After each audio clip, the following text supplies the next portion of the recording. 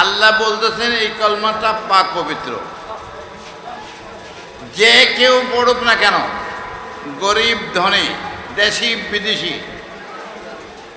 যে কোনো জায়গার থেকে, গায়ে কাপড় থাকুক আর না থাকুক, মন দিয়ে এই কলমাটা যখন নাকি পড়ছে, স্বীকৃতি দিছে, তার নাম হলো ঈমানদার। তার নাম হলো কি? ঈমানদার। এই ঈমানদারটা ঘোষণা কি দিল? আল্লাহ। হ্যাঁ, এটা কেউ দেয় না। এটা হলো মেইন জিনিস। এটা সব কিছু শরীয়তের কভার করে, পুরা কোরআন কভার করে, হাদিস কভার করে, আল্লাহর ওলিদের জীবন সবটাই কভার করে এই কলমায়। এতদূর লম্বা চওড়া বলতে পারবো না, তবে এতদূর পর্যন্ত বুঝে নেন, একটা আল্লাহর নাম আর একটা আল্লাহ স্রষ্টা আর রসুল সৃষ্টি। ঠিক আছে বেরি? আর আমরা সবাই সৃষ্টি। আল্লাহ ব্যতীত যা কিছু আছে সবটাই সৃষ্টি। আর সৃষ্টির মধ্যে গুরুত্বপূর্ণ আল্লাহ ঘোষণা দিলেন যে আমার মুহাম্মদই হল পাক পবিত্র, আমার নামের সাথে তার নাম আছে। হ্যাঁ, এবং এটা এত বড় গুরুত্ব, এটাকে যদি তুমি না মানো, এটাকে যদি গ্রহণ না করো, এদের কথা মতো যদি না চলো, তো তোমার জীবন বরবাদ হয়ে গেল, তোমার জীবন নষ্ট হয়ে গেল।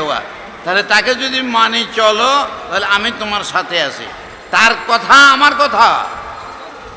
ওয়ান-নাজমি ইযা হাওয়া মা দাল্লা সাহিবুকুম ওয়া মা গাওয়া ওয়া মা ইয়ানতিকু আনিল হাওয়া ইন হুয়া ইল্লা ওয়াহয়ুন ইউহা। ওয়ান-নাজম, সূরা নাজম, ওয়াও কসমিয়া, কসম করে বলতেছে আল্লাহ। সপ্তর্ষি মণ্ডলের কসম, ধ্রুব তারার কসম, আল্লাহতে কসম করে বলতে হয়। হ্যাঁ, আল্লাহ কি মিথ্যা বলে? ভুল বলে? অসামঞ্জস্য কথা বলে? উপকারে আসে না এমন কথা কি আল্লাহ বলে? বলে না। তারপর আবার শপথ কেন? আল্লাহ শপথ করছে এই জন্য যে খুব ভালো করি আপনাদের মানে যেন খেয়ালটা সেদিকে যায়, আপনারা শক্তভাবে যেটাকে যেন আঁকড়িয়ে ধরেন। ওয়ান নাজমে পড়ুন, ওয়ান নাজমে, ধ্রুব তারার শপথ। ধ্রুব তারার শপথ আল্লাহ কেন করবে? এটার উদ্দেশ্য কি? এটা নাজম মানে হলো ধ্রুব তারা সবসময় উত্তর দিকে থাকে। কোন দিকে থাকে? সারা বিশ্বের মধ্যে কোন দিকে থাকে? আগে বিভিন্ন রকমের জান্নাত দিক নির্ণয় করার জন্য যন্ত্র ছিল না।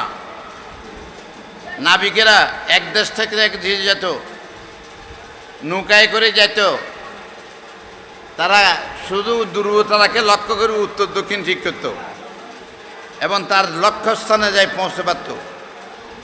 অন্য কোনো যন্ত্র তাদের ছিল না। আল্লাহ বলতেছে তোমরা ধ্রুব তারাকে লক্ষ্য করেই যজ্ঞপন্থ স্থানে পৌঁছো। আর তোমাদের উদ্দেশ্য যদি আমার কাছে আসার থাকে, ব্যস্ত যাওয়ার থাকে, শান্তি পাওয়ার থাকে, তো ইজ্জতের সম্মানে বাঁচবার যদি তোমাদের লক্ষ্য থাকে, তাহলে আমি একটা ধ্রুব তারা দিচ্ছি তোমাদেরকে। সেটা হলো কে? নাজমে মানে মুহাম্মদুর রাসূলুল্লাহ সাল্লাল্লাহু আলাইহি সাল্লাম, নবী পাক সাল্লাল্লাহু আলাইহি সাল্লাম। তার নাম কি? রহমতুল লিল আলামিন। তার 200-এর উপরে নাম আছে। রহমতুল লিল আলামিন, রহমতুল লিল আলামিন তাকে বলা হলো জগতের যা কিছু আছে সবটার জন্য দয়া, সবটার জন্য দয়া, সবটার জন্য রহমত, সবটার জন্য শান্তি, সবটার জন্য শৃঙ্খলা, সবটার জন্য মানে আরামে থাকবার ব্যবস্থা। স্বামী স্ত্রীর মধ্যে শান্তি, বাপুতের মধ্যে শান্তি, ছাত্র শিক্ষকের মধ্যে শান্তি, পরিবারের মধ্যে শান্তি, দেশের মধ্যে শান্তি। দুনিয়ার যে কোনো জায়গায় আপনি শান্তি চান, তো শান্তি চাইলে সেটা লক্ষ্য আপনার কার হইতে হইব? ফলো কাকে করবেন? কাকে? কেননা তিনি রহমাতুল লিল আলামিন, আর তিনি হলো আল্লাহর ধ্রুবতারা। আপনাদের গন্তব্য পৌঁছার জন্য তিনি হলেন ধ্রুবতারা। আল্লাহ বলে আমি এই সপ্তর্ষি মন্দিরের কথা করছি, সেখানে উদ্দেশ্য হলো আমার নবীকে দেখানো, আমার নবীকে ফলো করব, তুমি তোমার লক্ষ্যস্থলে পৌঁছতে পারবো। শান্তি মানুষ চায়, কোনো মানুষ অশান্তি চায় না। কোনো মানুষ চায় না সে জাহান্নামে যাক, কোনো মানুষ চায় না যে মরে যাক, কোনো মানুষ চায় না সে অ্যাক্সিডেন্ট করে যাক, কোনো মানুষ চায় না তার পরিবারের মধ্যে কলহ সৃষ্টি হোক। শান্তি আর শান্তি চায়, কিন্তু শান্তি কোথায়? শান্তি কোথায়? কোথায় শান্তি? আমি সারা ওয়ার্ল্ড ঘুরেছি, সব জায়গায় দেখেছি, এখন তো আর বাইরে নেই, কোনো জায়গা বাকি নেই। মুসলিম দেশ আর অমুসলিম দেশ, সব জায়গার মধ্যে গেছি, দেখছি শান্তি কোথাও নাই। এই যাওয়ার সঙ্গে ওই ঘরের বেগম সব বাইরে আসছে, হুজুর আমার জামাই আমার কথা মানে না। আর জামাই কয় বেগম সাহেবের কথা মানে না, ক্লাবে জায়গা। কোথায় যায়? ক্লাবে জায়গা। যেখানে গেছি এই সমস্ত ব্যাপারটাই দেখি। আমার ছেলে আমার কথা মানে না, ঠিক মতো চলে না। আপনি কোন ঠিক মতো চলতেন? কোন পথে চলছিলেন? আপনি কাকে ফলো করেছেন আপনার জীবনে? আপনার জীবনে ফলো করার জন্য তো আল্লাহ নির্দিষ্ট করে দিয়েছে, সেটাকে আমাদের নবী, ঠিক না? তাহলে দেখেন তো আমাদের নবী আল্লাহ কয়টা অক্ষর? কয়টা অক্ষর গণেন? হ্যাঁ, আল্লাহ কয়টা অক্ষর? একটা নেই। শব্দ না একটা, অক্ষর তো অনেকটা, 5টা 7টা। আলিফ লাম লাম হে।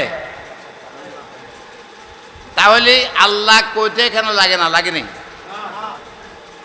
এই দুইটা ঠোঁট লাগে, আল্লাহকে কেউ কইতে পারবেন? পারতেন না। কি রে, কারণটা কি? আল্লাহ আল্লাহ কিয়ামত পর্যন্ত করলেও তোমার কাম হইতো না, কিন্তু আল্লাহ সব কাম করব। কিন্তু আল্লাহর একটা বন্ধু আছে, সেখানে গেলে তোমার কাম পূরণ হইব। এটাকে মুহাম্মাদুর রাসূলুল্লাহ। মুহাম্মদ বলতে কয়টা অক্ষর? মিম হে মিম মিম দাল, কয়টা অক্ষর? তাহলে মুহাম্মদ কইতে লাগেনি না যুদ্ধ হয়ে যায়? আল্লাহ কইতে লাগে না, ঠিক না?